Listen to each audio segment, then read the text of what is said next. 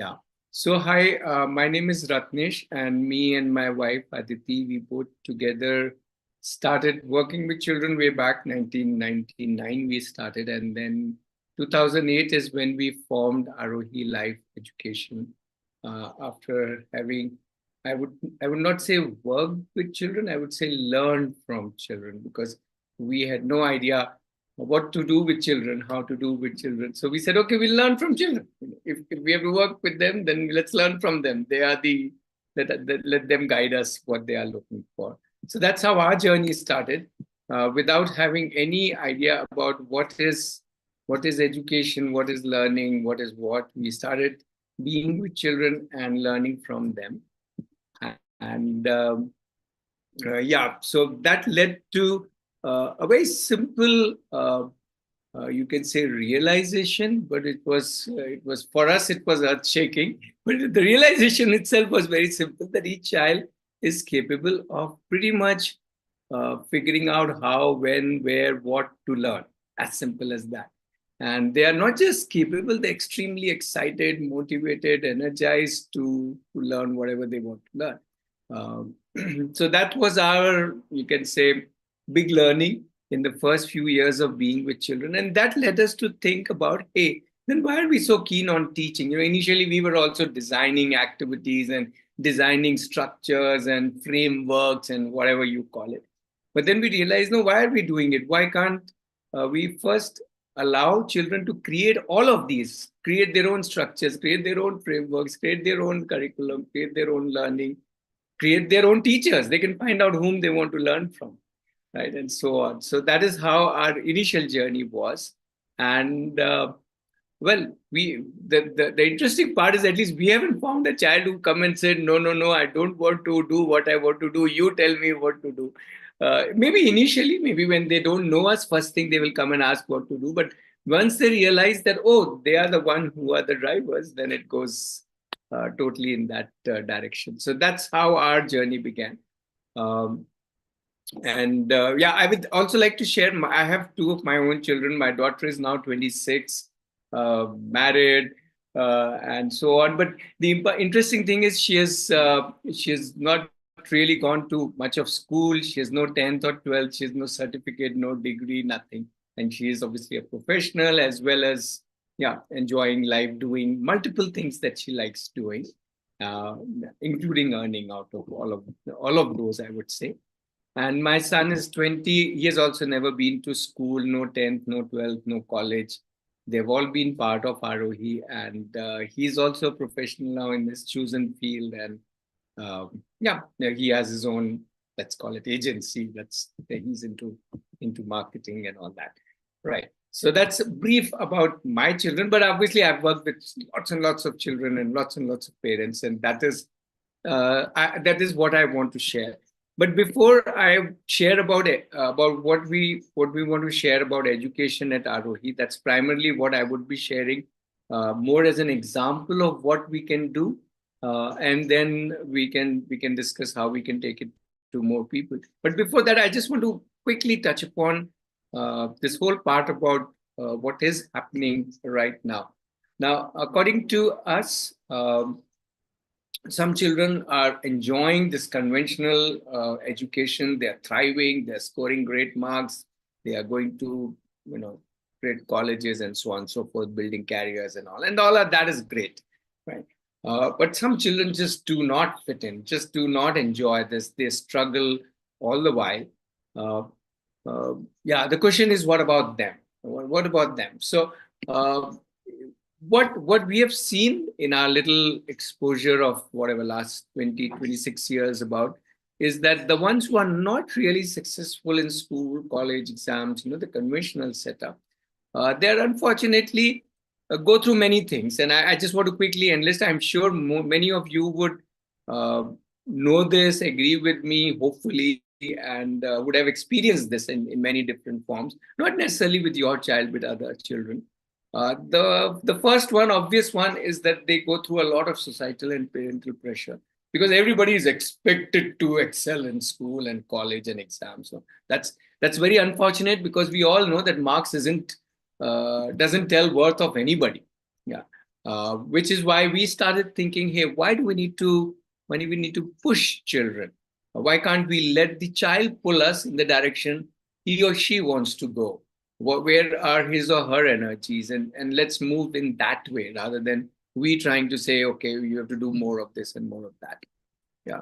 The second thing is they invariably go through a lot of shaming and what is commonly called as low self-esteem and a lot of mental health kind of things, depressions and stuff like that. And especially with exams, oh my goodness, that gives jitters to a whole lot of them, especially the ones who know they're anyway not going to do great in it, right? So I'm not talking about that kind of a performance stress. That's for the ones who want to become the toppers, but the ones who are anyway not going to do great, they have their own whatever. And there is no need for us to create more mental health issues and then try and solve them. Right. I think that's the cycle we are stuck in, because we are creating, first of all, a system which is making them mental ill. Apart from other reasons, I'm not trying to say this is the only reason, but definitely this is one of the big reasons. So we say, hey, life is good enough an exam. Let's let them invite to life rather than to something which they are not very much enjoying. The third point is that there's a lot of loads of harsh treatments by parents, by peers, by even teachers sometimes, by the system itself, by the fact that somebody else's photo is out there showing he is the topper and their photo is nowhere. So what we are suggesting here, why don't we lift this weight from them that, hey, you don't need to do all of this if you don't feel like, so that they can fly. As simple as that. We have a saying, if you ask a bird how to fly, the bird will say, remove the weight from your wings, then you can fly, right? So that's the way we like to look at it. The fourth issue is that their own talents and interests are often ignored and even brushed aside as useless, not important professions, not important for success, and so on. And for example, if there is a child who we had a child called Yashas, he would all the time be outside his house, all the time playing with his friends, right up to early teen years. And the parents were obviously like, what are you up? You don't do anything. You just go around, loaf around with your friends. But I think that's a strength, because he's amazing with people, the way he connects with everybody. And okay, now he's moved ahead. He has gone into football. He's an amazing team player, how he builds his own energies with the team and how that has become a factor for success of his team. So he's gone into professional football. So just giving you an example of what can happen when we start looking at what is inside the child. And finally, they start suffering from this whole concept that, oh, okay, you won't get a good job. Parents start worrying. A lot of parents are worrying about the child not being able to get a good career, not able to get a good job.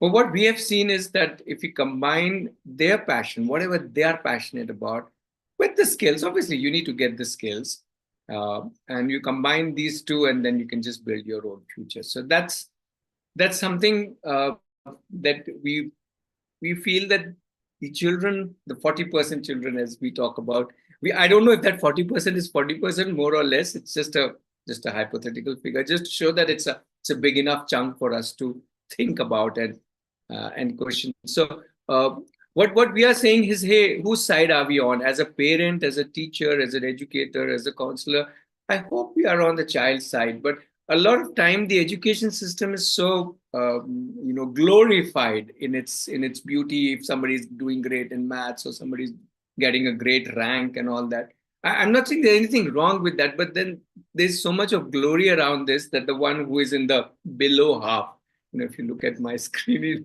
like down there, starts wondering, what am I? Where am I? How am I? And it's time we needed to really cite the child, irrespective of where the child is. To me, every child is a topper. Every child is gifted. Every child is special. Every child is amazing. And if we start looking at every child like that, that we need to look at it that way. So what we have been doing for 16 years, and which is what I want to share with all of you as the primary objective of this webinar, is that, hey, the education can be designed which will fit the child, an individual child, not like all the children, which is fine. As I said, the ones who are thriving in that. But what about the ones who are not? Well, we can actually design an education that will fit the child so that the child can thrive. As simple as that. Yeah. Um, Let me quickly show you one small clip of a parent, how she was looking at children, just to kind of make it that this is, I think, very typical. We as parents get lost, and then what happened with her son. It's a very small video. Just watch. So she's in the area of counseling. So I asked her, what do I do with this child? He doesn't want to get into math, science, or not even commerce, or even literature. If I want him, he doesn't want to go to college. What do I do? She said, what are his strengths? I said, he can't do math properly. He can't speak the language the way I speak because again it requires learning and he doesn't want to learn. He doesn't want me to help him. But what are the other things? Those are not strengths. Those are functional skills to live in a world. But what are his core strengths? What are his natural strengths? I had no answer. Then she told me, go back and again observe your son. See what are his core strengths. That's when I actually observed my son with taking the lens of judgment, because all through these years I was judging him. I was judging him with the lens that the society gave me. So this is how he should be. This is how he should have been at this age. This is how he should have been at this age. And these are the things he should have learned. But what are his natural strengths? I didn't know that.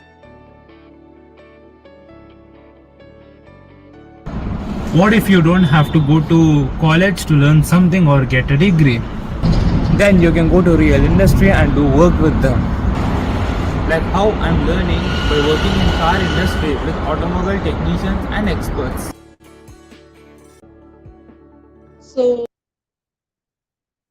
Right. So it is so very common, and I think the beauty here is a counselor gave that insight to the mother to look into the child's strengths, which she had not noticed for 17 long years, or 17, 18 years. So Hari came to us when he was 19, actually, and in actually 2 years he is completely turned around. He found his passion in automobiles. He's now in automobile industry. He has only given 10th. He didn't do any. Somehow managed 10th. So he didn't do anything after 10th. So he has gone into automobile industry. And interestingly, he's now thriving in the automobile industry without any degrees, without anything. His passion for automobile is something which got him there. First, he got one apprenticeship, then another apprenticeship. And in each of the apprenticeship, they wanted to keep him. But he said, no, I want to explore more. And now he's more with an organization that works with vintage cars, because he likes to tinker and do things with those cars and so on. So he's thoroughly enjoying himself. So the idea is that, and Hari puts it very beautifully, why go to college and school when I can go to the industry? Because that's where his heart was, the automobile. So that's I think something we need to all think about. Why are we so stuck with this? The world itself is such a beautiful place where we can learn, we can develop our skills, where we can grow, where we can be valued. Actually, that's the beauty of it. The world will start valuing when we start giving value to the world, in that way. So I want to quickly run through 7 beliefs that we have. Let me see how many you would agree to. The first one we say is that the responsibility of the child is in the child's hand, not in our hands, not in parents' hands. Let's let the child know that, hey, this life is your responsibility. And the moment they start realizing this is my responsibility, they take it very, very seriously. In most cases, when people think, oh, you don't have no exams, no subjects, no curriculum, no classroom, no teaching, then the child is totally free, then the child will waste his time. But exactly the opposite happens, because we're not telling them you are getting freedom here. We are saying you're getting responsibility here. You are responsible for your day or week or month, and especially day, because that's the only day you're going to live. And when they start thinking about that, then they start thinking about, what do I want to do with myself? And once they start doing that, we say they've started taking themselves seriously, and they start taking that. It may take little time, 3-6 months, but once they start taking themselves seriously, then there is no stopping them. So that's the first and the most important point, is that children are responsible for themselves. And let's start. And as much as a toddler is responsible for learning his mother tongue, so they learn without being taught. So it's not like that they are not responsible. They're responsible from birth. They know that. It's just that we somewhere have taken away that responsibility. The second thing is this whole idea of failing, playing, experimenting, exploring as much as they want, when they want to do that. That invitation that you have the creative power to create yourself. Forget creativity in art and all of that. I'm saying the biggest creation we do is we create ourselves, our own life, our own thinking, our own wisdom, our everything, our own feelings, our own relationships. We are creating all of this. By definition, we are creative. Now let's unleash that power. Let us invite them to use it. So there's a lot of exploring, and we'll talk about exploring in just a little while more. And yes, a lot of failures. So we say that children are prone to as much of success and as much of failures. And if we look at that as 50-50, then they are completely capable of everything. As much as we as adults are capable of all errors, omissions, failures, and setbacks in our lives. So that's the idea that they start enjoying their own failures. And the moment they start enjoying their own failures, then they start taking their failures more seriously, and then they start working on them. The next one is acceptance. I mean, I know you all know this, but it is so much more important, because the moment the child is little something, we start bouncing on the child. Hey, why are you not doing this? You said you will do this, but no. We have to step back and give them the space to realize their own self. And that is important. Once they start getting it, as I said, then there is no stopping them. Also, they are learning, and rather we all are learning everything in our life, whether it is to be disciplined, or let's say networking, or grabbing opportunities. All of these, the so-called soft skills, hard skills, all the thing is an ongoing, lifelong process. Nobody's 100% perseverant. Nobody's 100% disciplined. So if we don't approach them with that, but we are with the approach that they're learning, and then we are with them. Then they feel, oh, they are not trying to impose some ideas onto us of an ideal child or an ideal person. Rather, how we are is fine, and we are constantly working on ourselves. So we are always work in progress. This one you will all agree that the moment there are a lot of children, not just of same age, but different ages, children working with lots of different people, adults, grandparents, when it's like a community. So we say one is a school model, which is typically, class-wise, or even if it's not class-wise, even it's vertically integrated, there are a whole lot of children with few teachers. But what if there's a whole community of parents, teachers, grandparents, other people, whoever people, and then children of all ages, and then we collectively learn. So that's the community or togetherness that we have worked on. And it's amazing. It keeps us energized and keeps the children also super energized. And finally, the most beautiful thing which I keep telling every single child is, hey, you are the center of the universe. The whole world is yours. Go ahead, ask, and you will get it. Try it. When you need help, when you need a mentor, when you need a guidance, go ahead and ask. You don't have to have in-house teachers to tell you what you need. If you need something today, the world is at your fingertips. You could be learning from somebody sitting in Australia. Recently, we have a child called Rohit. He's about 13, I think now. And he likes creating digital music. So he's part of some of these servers where they post their digital music, and suddenly you get some 15 feedbacks. Hey, your bass is too low. Your intro is not putting it correctly. Hey, there you do this, there you do. Fully technical feedback he gets within what few hours of his posting his piece of music. And that too from a big audience which he does not even know where are they from. So that is the global education we are talking about, or open source education that we are talking about.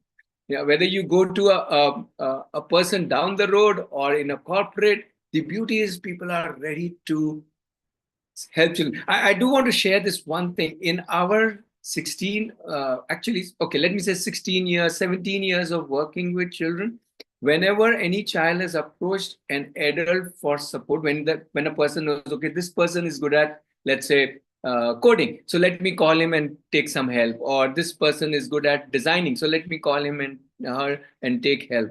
So like this, whenever they have asked any professional for help, guess what is the success rate? Okay. And if you're guessing like me, then you first guessed it right. It's 100%. Till now, not even one adult has said to any of our children, no, I will not help you. They may say, I'm a little busy now, come back to me after 3 weeks, 2 weeks, 1 week, whatever. But not even a single professional has said to a child that, no, I will not help you. And these are unknown people. We are not going through references. We are doing cold calling, complete emails or WhatsApping or whatever. So that's the beauty of people, right? All are there to help children. So that's the kind of support they get when they start asking for it. So these are some of our beliefs which we work with when we work with children. What we do, let me cover this also quickly. We basically are trying to look at their passions, their strengths, their capabilities, their talents, and so on and so forth. And our job then become to help them discover it, help them develop it, and to nurture it by whatever coaching, facilitating, guiding we can do. Yeah. One small thing, just to give it a kind of a flow, is that when children are younger, they are looking for exposure. So we say the younger children are hungry for exposure. Not that the exposure stops later on, but that's like kind of the linearity of it to some extent. As they grow a little older, 7, 8, 9, they start getting into exploration. They start thinking, I want to do this, but not that. I'm into football and not crochet, or I'm into crochet and not football. They start choosing their interest. And then as they grow a little more older, as in teenage years, when they are 14, 15, 16, 17, then they start thinking of, out of these interests, which ones do I want to go deep into? Which one I want to drill deep into? And we call it deep diving. And that's when they develop real expertise, especially by working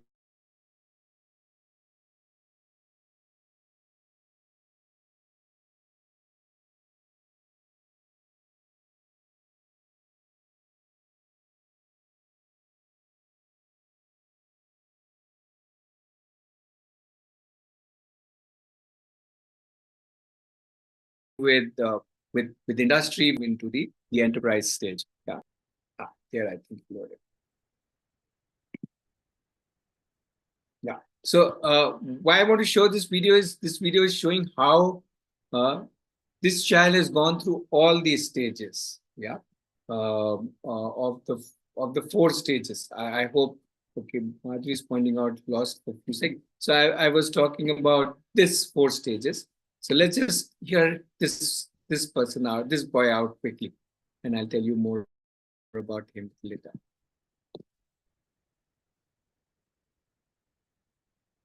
How did I become a professional without ever going to school? At Aarohi, I've always been doing something. Whether it was a skill worth learning or, well, this stuff. I've been a part of Aarohi my whole life, and I've gone through the 4 stages of learning, but I like to call them the quad E's.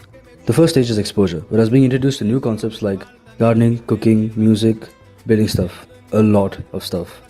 Then I moved on to the second stage, exploring, experimenting, and gaining hands-on experience. Here I did things like photography, art, fitness, adventure sports, and, well, normal sports. After this, I leveled up to stage 3, which is expertise, where I try to master my skills and dive deeper into different things. I played football for 4 years at different academies, trying to become professional. I started working out and taking fitness more seriously. And digital marketing, where I started off with trying paid ads, web designing, slowly transitioning to social media and media production, which is what I'm doing right now, by the way. I even got my first internship for social media management, which was not paid. The final stage is enterprise, where I start earning while learning.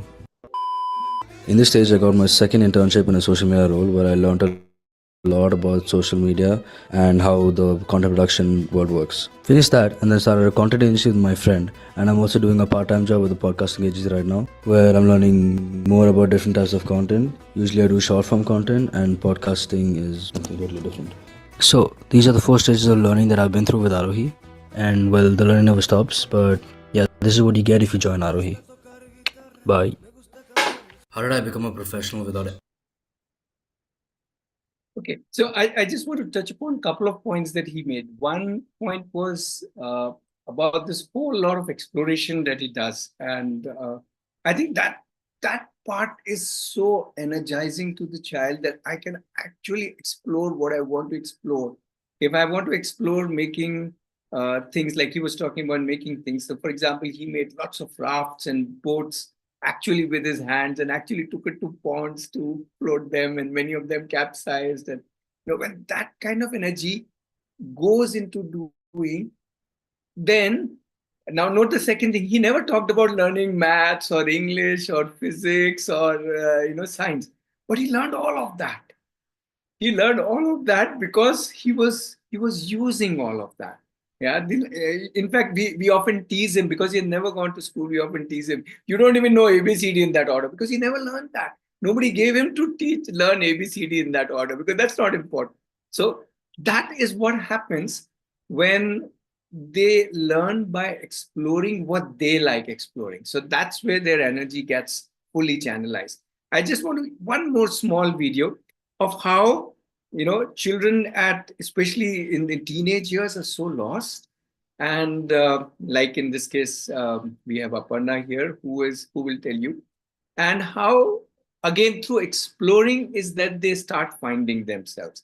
Otherwise, it's very, very common among teen years. When I talk to teenagers, they say, I don't know what to do, or I don't know what I'm good at. Yeah. Let's just watch a quick 1-minute video.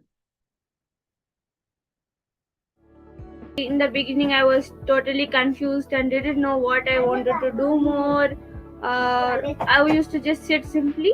Then I somehow got the fear inside myself.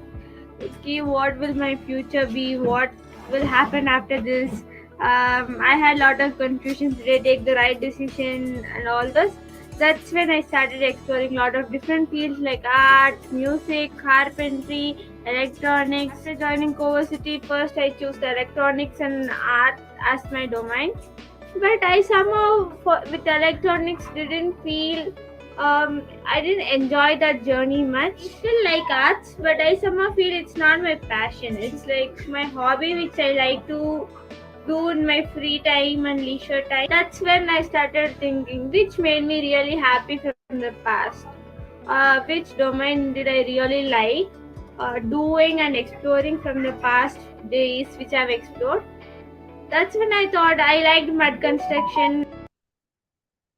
Right. So here is Aparna. So now she's into mud construction. She discovered it with so many iterations that this is something she likes doing, making building with her own hands and using the mud.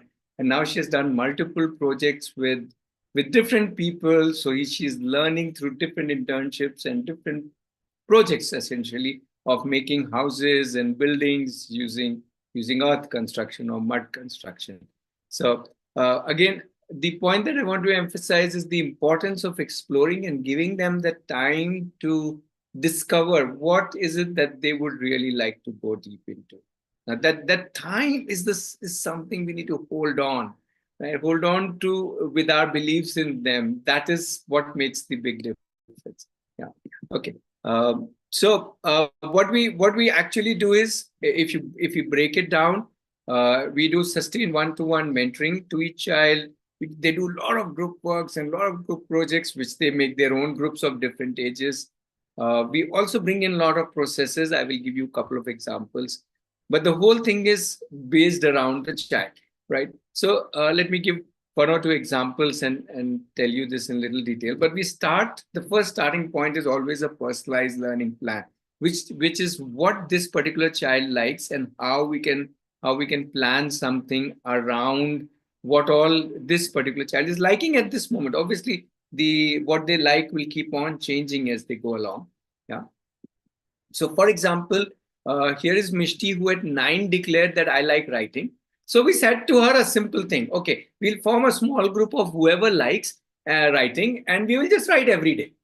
We will give a prompt. Somebody will post a prompt. Even you can post a prompt, and you write every day. And no word limit. Nobody will check. Nobody will give a thumbs up, thumbs down. Nothing. No evaluation. No analysis. We'll just write every day. And she has. That was when she was 9, and now she's 13, and she has been writing every day. And so much so, now she has published a book. The book is in her hand, which is a 365 days compilation of 365 writings that she wrote in 2004. Sorry, 2024. So in 2025, she has published this book of the 365 writings. So that's the kind of, and as I said, development that the child can perceive when they get something which is personal to their liking. Yeah. So in a way, that's our main role, apart from making the plan, is now to start attaching resources, various projects, various explorations, so that it matches with whatever the child is liking. Again, giving an example of Mehuli, she again did not know what she wants to do. So we asked her, okay, what would you like to do? And she said, I want to do art. But it was not like she was a painter or anything. She just said, I want to do an art. So we started with floor arts and wall art and, gross kind of an art where she could literally paint anything on anywhere.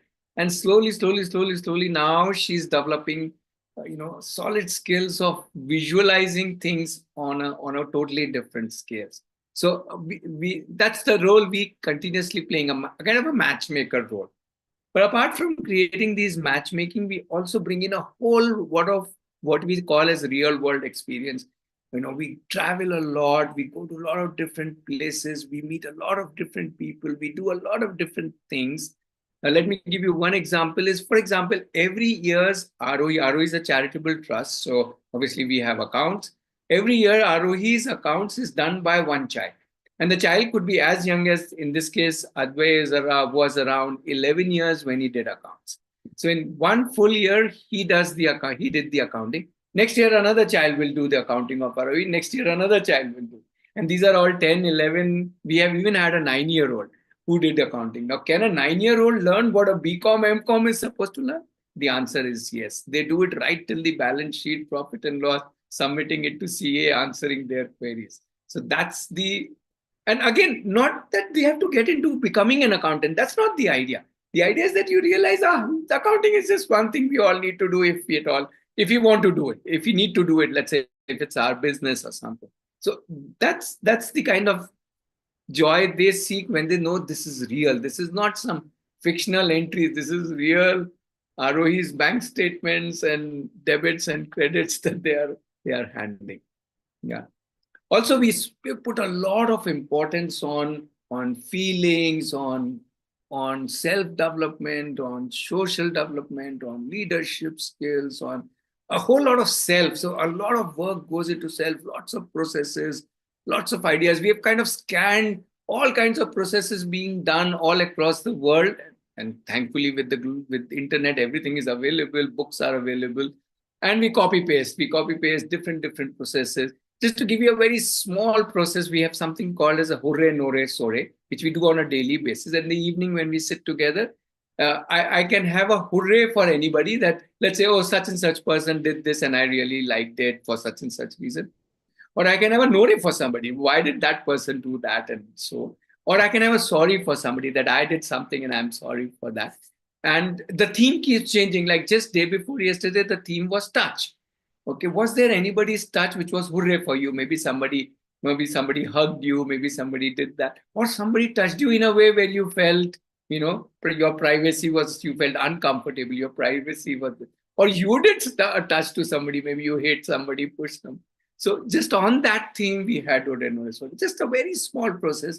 But if you do that on a daily basis, everybody learns how I can express, how I can share, how I can connect with what others are feeling. So it's not just about me, it's also about empathy that I would develop for others because others are also sharing. So just a small process, just giving you one example.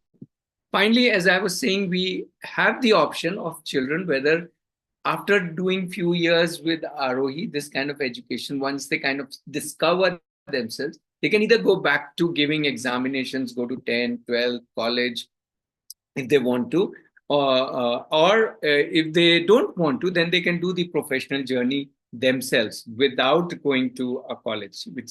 So one example is Srijini. She's a baker. She can bake whole day, whole night, right? And obviously, we are all very happy that she's into baking because we get to eat lots of stuff. But more importantly, now after doing a lot of baking, she's moving on to becoming a business baker rather than just the baking part of it. Now the business part of it, and now she's meeting different people who have converted their passion of baking into sorry, excuse me, into a business of baking. So now she's getting into becoming a business person and getting again into internships and meeting people and understanding how different businesses in baking works. So that's her journey.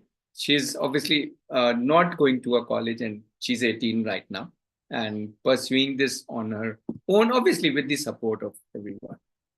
Right. Lastly, in our kind of working, the parents are very important. They are totally integrated, involved, interested with what is going on a day-to-day basis. So we work very closely with the parents. Parents work very closely with us, both working together to help the child. So the whole thing is very flexible for the parents, but very, very beneficial for the parents. In fact, a lot of, if you hear the case studies on our website, they would talk about, oh, more than the child I learned, right? That's parents talking about, because they learn so many things uh, in terms of working with their child. Right. So that's broadly what we have been doing, not just for 1 or 2 years, now for 17 years. We started in 2008, and it's been an amazing journey for us, obviously, and for a lot of children whom we have worked with. And now, as I want to say, now we are more and more wanting. So initially we started off whoever wanted this kind of education, but now we are realizing a whole lot of children need this kind of education, and we need to somehow reach out to the parents and say, hey, hello, there are options like this.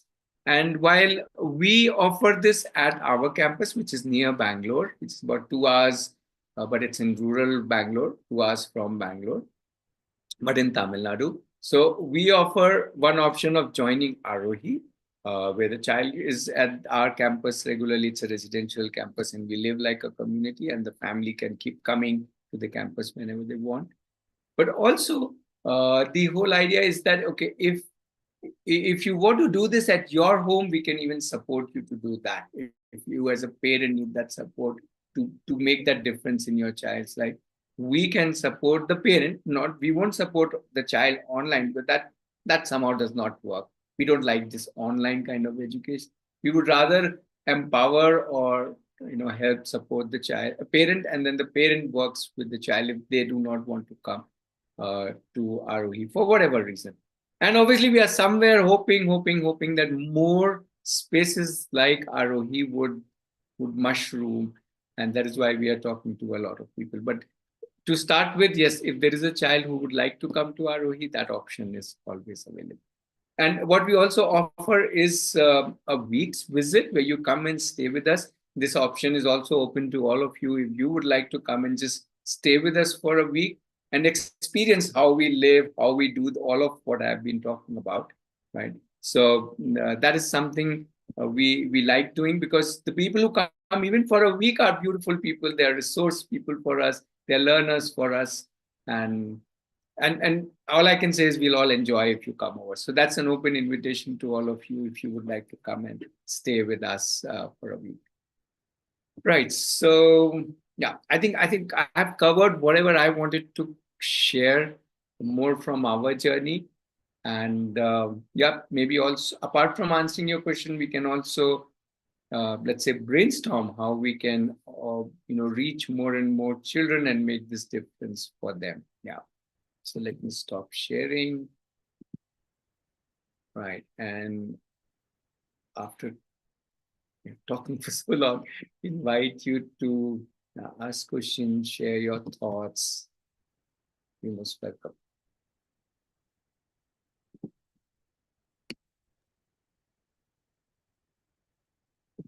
I think, Mr. Ratnesh, you were way ahead of your time. People are now, this is a concept that's now slowly but surely being accepted. A lot has been spoken about it, and parents are looking for alternatives. In fact, just this morning, I was talking to, he's a CEO of an organization, and he was saying that this mainstream schooling, I'm falling out of the charm, and I'm looking for an environment. And I said, it's so uncanny that you speak to me today when I'm going to be attending this. Yes, people are. There are a lot of, what would you say, preconceived notions about maybe a residential school or an alternative idea of education. And I think talking more and more about it or reaching out to more people is going to be the way ahead, because that really is the need of the hour. Because there's so much opportunity, like what you have already experienced. Children, they just need to know what they want to do, and then they do it. Absolutely. It's just the ability to discover that and the freedom to discover that. Because 80% of the children we have here are parents' aspirations. Right. And parental ambitions. And the poor child is never asked. He's never even, forget asking him what you want. He's not even asked how he feels about what he's doing. Yes. Absolutely. So, you've hit it hard on the nail. Yeah, because, I was talking to my nurse. We have an infirmary and the nurse. And I was asking her how things were. And I said, if you were to divide the number of children, the footfalls in our infirmary, she said, man, 90% of them come only for reassurance and little love. Yeah. They don't have any malady. They have no medical condition. They only come there for some love, reassurance, some kind words. Just the comfort of knowing that there is an adult who's going to give me undivided attention. And isn't that a sorry state of affairs? Absolutely. We are an elite school. You know what I mean? That's the apathy today, and that's the reality. It's just so sad. But thank you. I mean, it's reassuring to know that there are success stories when you make a choice like this. And that's important for parents to know, So, and congratulations to you, because you've kept on your, I met you, I think sometime, the first time I met you was your workshop in Indiranagar, when you conducted that must be a long on a time balcony, back. way back then. And, your journey, you've never given up, you and Aditi, your wife. I think you're so dedicated. Heartiest congratulations. Thank you. Okay, Manisha is asking, yes, Manisha, for us, there is nothing. We don't differentiate between special needs, non-special needs, or whatever. For us, we like to put it this way, that all children are special. Right? And how we work with them will depend on where are they, at what point are they, what are they liking to do, how they are liking to do, and what are their capabilities. And however their capabilities are is beautiful. Everybody doesn't need to be same capable, right? It will be so boring if this world was full of same capability people. Then anyway, that's what robots are, right? So for us, absolutely. Obviously, the parents should be okay with being part of it. They need to get involved any which way. We are not a sent to Aarohi kind of an community, you can call it. We require parents to be involved in whichever form they are able to be involved. Yeah. So I would suggest, if you know any parent who has a so-called special needs child and are looking for some space, please ask them to connect with us. They can come stay here for a week. See if this is what they resonate with, because that's important. Yeah. Please. Okay, it's near Hosur. I will share the website. I think that is much easier. You will get all the information there, and a lot of other questions that the parents would have. So. But yes, it's near Hosur, near Bangalore, near Hosur, near a town called Kelamangalam. That is the location. Yeah.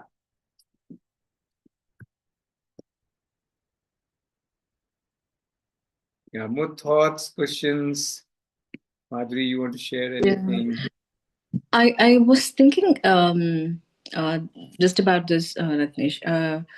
How do we empower guidance counselors who are and how do we help them take this forward? So I was thinking along those lines because I do know, as I'm part of the parent community groups, I've seen how you empower. I mean, I'm a parent myself, so I do get empowered through those discussions. I've spoken about my fears. So, from from a space of being an aspiring counselor, I'm thinking, would it be like a program where counselors first sort of understand? I mean, each of our journey is different, right? I think my journey was Sure. different, so the way I would bridge and adapt to what Aarohi is doing for the teens and above teens would be different from counselors coming from different journeys and different backgrounds. So I was just contemplating on that. Maybe if there are counselors here, I would really invite some challenges or gaps that they are seeing in terms of how they think they can adapt or not adapt, or what would be the struggles. Mm, One way, I will stop there. Yeah, anybody would like to add to that? That would be really nice. Whether you're a counselor or whether you're a parent coach or a teacher coach or a trainer or an educator, yeah, that's absolutely fine, because we all are finally, I think these are just different names. We are all finally working with the child. So that's the common denominator.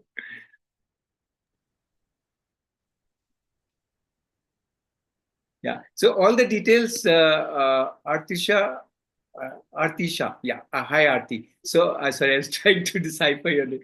So, Arti, all the details are there on the website, including cost, expenses, and how the whole thing works. So, any parent can look it up. It's all transparent. It's all out in the open. There is no anything. We are a charitable trust, so we don't make any profit. So, it's all contribution basis. And if you know of anybody from a lower income status, then we would even figure out how to get sponsorship. But that's typically for your children coming from an income bracket which will not be able to contribute at all, or contribute only a small amount. We have had people from surrounding villages, because we are local village, who have been part of Aarohi, and we have worked with them.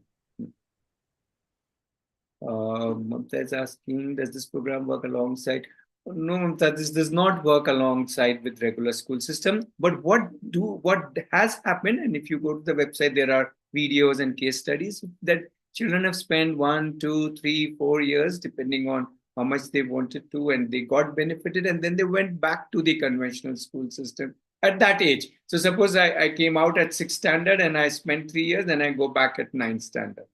Or directly give 10 through NIOS or whatever other boards or state boards which allow private candidates and so on.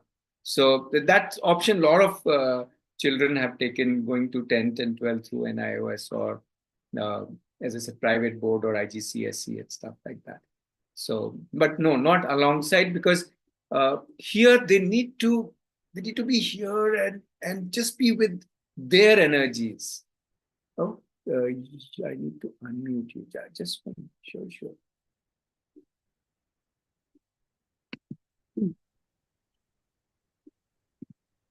Yeah, actually, I have not muted anybody, so it's not allowing me to unmute you. Yeah, I think now you can speak.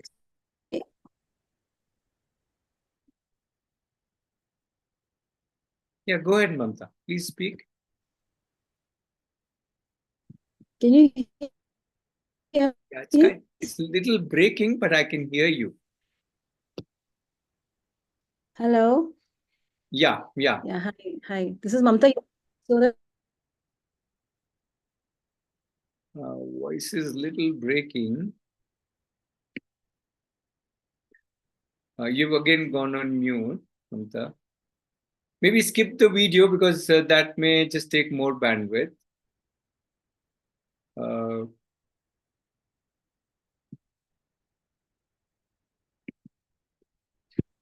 Hello. Yeah, we can hear you. Can you hear me? Yeah. I'm actually muted. But we can hear you. About your program. You can. Okay. So hi, this is Mamta here. And it was quite enlightening to know about the different programs that you have. And honestly, when the when the whole presentation started, I was wondering, because yes, I feel that passion is quite often an overrated word, because we keep telling children that do something that they're passionate about, but actually they need to know how does one figure out uh, what is one passionate about. But I think you do have a, and afterwards the second part of your presentation talked about the various things that you do which help a child find what is it that he or she likes to spend time with. And so I think I've been a counselor for quite a few years. I think the biggest challenge would be because your program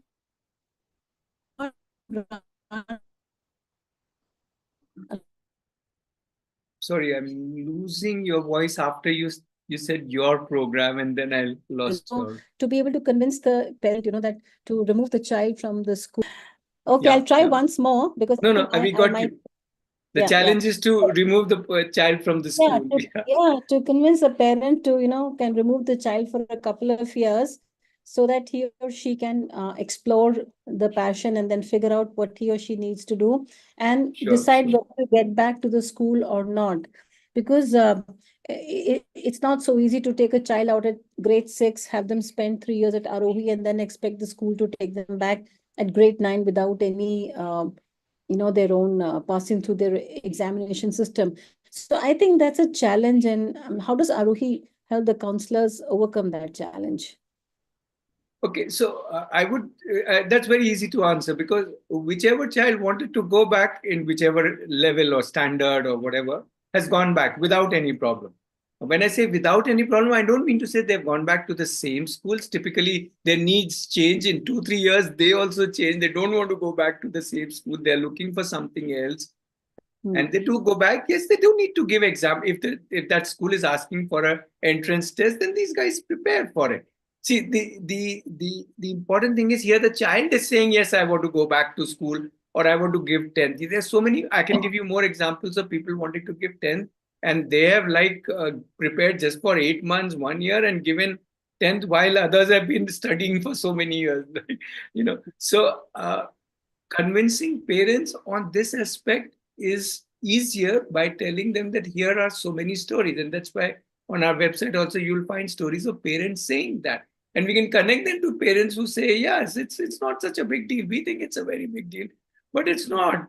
We though, even as parents, start saying you can't miss a single day of school, you will lag behind, kind of thing. Here, children 2, 3, 4 years come back and then get back into wherever they wanted. And I can give you many more stories or examples of how children have done it.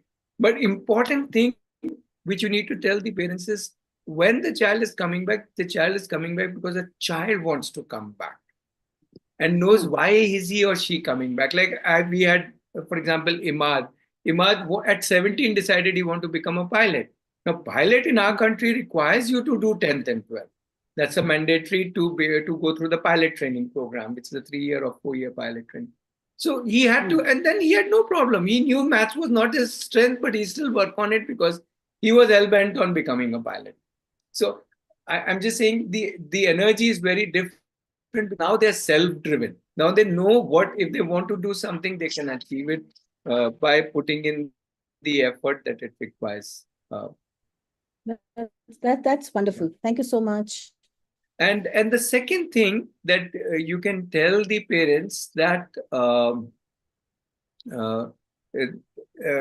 that look at it this way. Yes, you can continue the child for these, let's say, 2-3 years, but the child is only going to do more of what the child likes the least.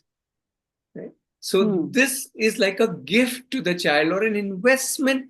Is your child more important or those classes more important? Finally, that perspective the parents need to get. I'm doing this for the child, not for my own social status or social or whatever I have. All my anxieties I have to keep aside, because I need to give the child himself or herself back. I keep telling parents, I'm selling you your own child.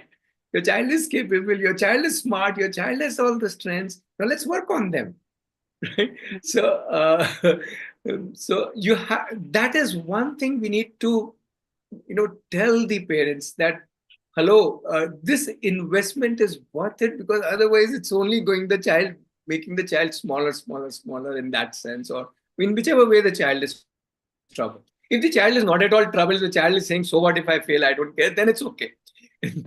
But in most cases, that's not true. Even if the child is outside saying that, there is something else which is eating the child inside, because the child is constantly being compared, and child knows that he is not or she is not out there at the top, or won't get the best college and stuff like that.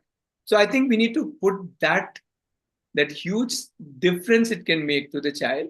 And plus this, it's not at all difficult to come back to the conventional, though you may not get the same school, but that's okay. Typically they find something which they like. So yeah. And I think it will also probably work very well with students, let's say, who've already done with their school and still not sure what they want to pursue at college. Maybe take a gap year, spend a year with you, exploring what they're passionate about. Then maybe apply to the right programs after that. Yeah. Either ways, it could be after 10th I will take a gap year, or after 12th, or before 10th only I can take a gap year. Today, in today's world, even schools allow, at that age you can give. NIOS allows you to give at any age, 10th, so it doesn't matter. So like I can take gap year whenever I think now is the time I can take the gap year. So yes, absolutely, the gap year concept, if that helps people.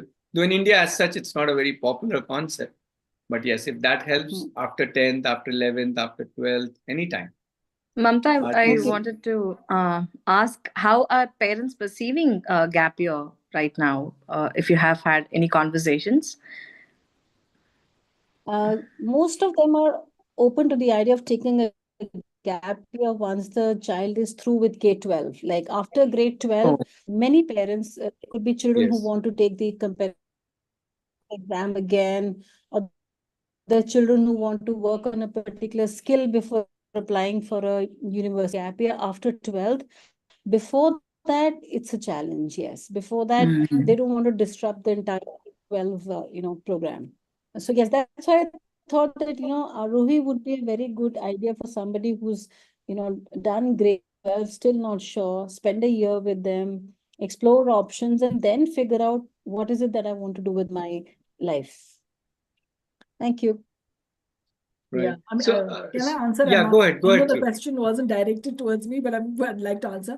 One of our students, we just had our graduation last week, and one of our students went up on stage and he said he's taking a gap year. And it was heartwarming to hear him say that, because he said, I am still not sure what I'd like to pursue. And he said, I'm going to spend this year finding out the different things and then mapping my own strengths to what would be the right thing for me to do. And I thought that was extremely mature. When I went and spoke to the parents and I asked the parents, was this something? They said, we supported him, but we did not put this idea in his head. But when he said he'd like to do this, now that is the thing, right? The game changer is that many children would like to do it. But one thing they did say is that the gap year does not mean that he gets a free pass to do nothing. Now that, so how do you define nothing? Right? It's a very tricky thing, but we love to put children into silos, and we like to put work. We like to label work like this is productive, this is not productive, this is good, this is not good. That kind of conditioning oftentimes deters a child from really saying what they want. I mean, it's very, very unfortunate. But today, I think a lot of students, not in the mainstream schools, but I do see a lot of IGCSE, IB schools, children are very, very open to taking a gap year, and so are parents. They either spend the time, they have agenda for them. They'll intern for 3 months, travel for 3 months, do social work for 3 months. And that is the kind of conversation, if you as a counselor will talk to parents, right? To give them real life experiences, to give them things which they're not going to experience for the next 5 years once they get into a rigorous course.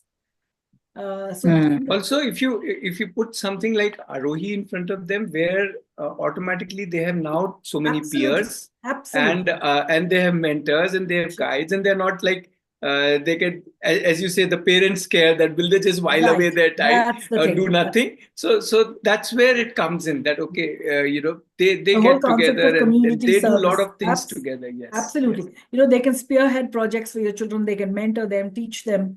And I think as an internship, you should actually actively lobby this in schools. Aarohi should, lobby it, because you will get so many interns who'll come and work with you.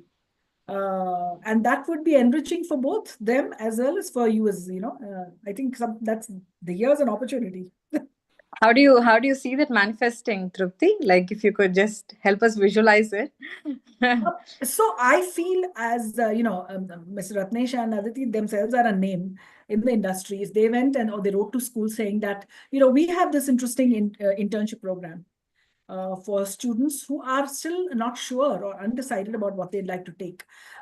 They can come and stay with us and work with us for a year, where we will. I'm talking on his behalf, but I'm sure that's an idea. Sure. If I had an open school, I would definitely advocate this. I would say young children, for them to first come and live in a semi-rural setting. It is not a semi-urban, I'd like to say. We're not too far away from Bangalore. And yet again, you do get a taste, because I visited your campus and I spent the day there with you. So I do know, so you can help in the kitchen. You can take any session you want with the children. It's a very open calendar, just for them to visualize and understand that an open setting can lend into education, which is so enriching, because it stems from your desire to want to do it, right? Itself is a game changer. Because they then will come out feeling very confident that no matter what choice they're making, it's something that they're making, and therefore they're going to be true by it. But I think it's a fabulous opportunity. Yes. So we do talk. We don't call it as an internship program, but we do talk about in terms of investing that 1 year and what all things you can do in that 1 year. Life skills. What all you can, how all you can enrich yourself, and most importantly, I think somewhere discover what is it that is which areas would you like to go more deeper into. I think taste it out, try it out. It would make them so much more humbler. It gives them such a realistic picture to what life can be like, And I think also a lot of our undergrad students go away abroad. It breaks my heart. I've lived abroad to know they're too young to live in that kind of isolation, that kind of, it's lonely. When they do something like this, when they move away, and Aarohi is a very warm, what would I say? It's a very compact, very warm kind of community. It's very safe there, Yeah. So for parents, it's there's nothing to worry or no fear. Sure. So yeah, it is. I think Mamta is reminding it is around 3:05. So we had planned it 2 to 3. So if people want to step out, most welcome. Yes. Let's stay connected. But if you still want to have a chit chat, I can be around for some time if anybody has something. I have to run into a meeting. Thank you very much. Sure, Trupti. Bye-bye. Thank you. So if any one of you, as I said, wants to little more spend some time, I'm there. But if anybody wants to I saw Shakuntala unmuting herself while we were all answering to the chat and talking. Shakuntala ji, did you want to speak something or share something? For a moment, I saw you unmuting, so I thought. Yeah. Oh, okay. She says nothing. Okay. Hi. So, good afternoon. I'm Pallavi. So, hi, Pallavi. I am mom of 2. I'm not a coach. We are in Delhi here. So it's too far. Aarohi is too far. It would be difficult. And my daughter is 7 years, so it's difficult to send her that far. Yes. So how can how can I step in? Okay. So first of all, you're not too far. You're close by. Just 2 hours, 3 hours flight, Right. if I call it flight, okay, whatever, or a day Definitely. train journey. So we have had children not just from Delhi, but even Punjab or Uttarakhand or Rajasthan, Ahmedabad. Just tomorrow, Friday, tomorrow one child is coming from Ahmedabad. So people do travel. The reason it is easy to travel or flexible to travel, and even if your child is 7 years, is because we are not a school, right? We don't have to follow any strict schedule. So you can, for example, you can say, okay, I would come with my child or children and stay here for, let's say, a month or 2 months. Yeah. And then I will go back and I will work with my children there and I'll again come back. So you can, I'm literally saying you can literally create your own schedule. Where initially, when the children are younger, you are coming with them. Obviously, all of that, if it's practical, I'm not trying to, I'm just giving you possibilities of how different people do that. And then look at it this way: when your child is here, obviously you are also getting exposed. Plus, you are helping us to work with the child. And when the child is at your home, we will support you from here to work with your child there. So it works like this. Again, I'm not trying to say this is what you are looking for. I'm just giving you the idea of if what you really want is clear, then distances, I think, is not really okay. I mean, I like the idea that we can stay there for a month or 1, 2 months, maybe 3 we months. can visit during summer vacation, because we were also looking for alternate education. She's going to a Montessori school here.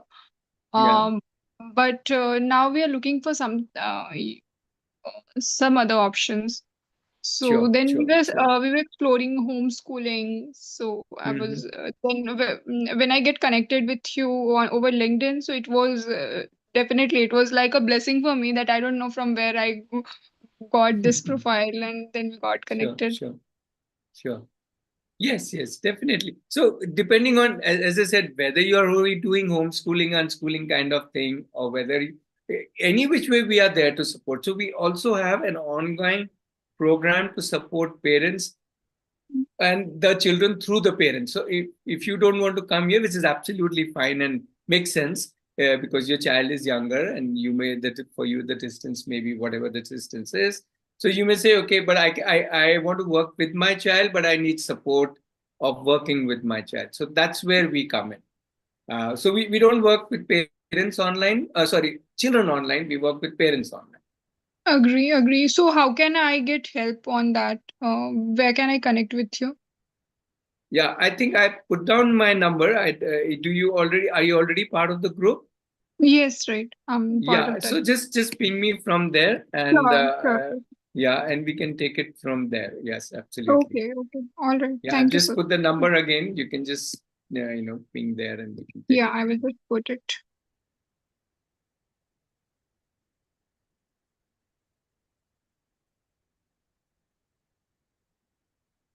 Right. I thought I'll just put it in chat. I've spoken a lot. Madhuri, I thought we can just spend maybe at least 5 minutes just discussing this. Absolutely. So, I think in my mind I've been trying to reach out to a lot of counselors, and because I think they are the ones who can.